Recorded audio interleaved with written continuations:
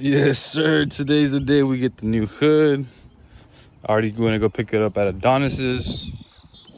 It's still back here. Check real quick. Look at that beautiful, sexy thing. See, all you gotta do is just take these bolts right here. Take these bolts right here. And then you take off this and add to the new one. And hopefully you have somebody with you that can help you take off the hood. Pretty easy. And I'll get it done real quick right after this.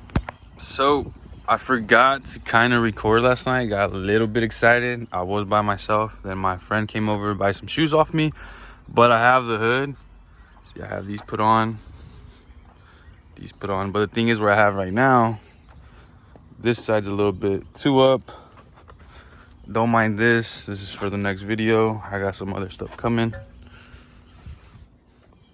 So what everybody sees on carbon fiber, your fitment is not always gonna be perfect, but you can always play with it.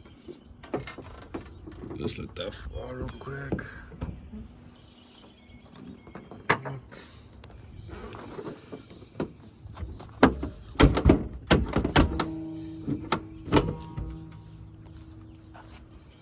You see, fitment wise, but I have to play with it a little bit over here since I do have carbon fiber fenders.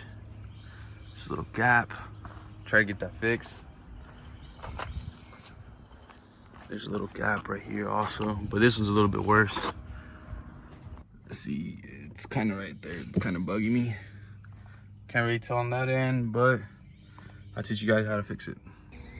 On this end, where you can see how bad it is, but that's not the carbon fiber part. That's how it is.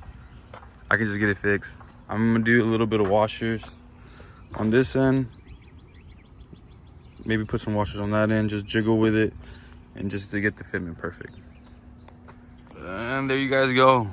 The problem was actually on this side. It needed to loosen up a little bit, so this side will be a little bit longer.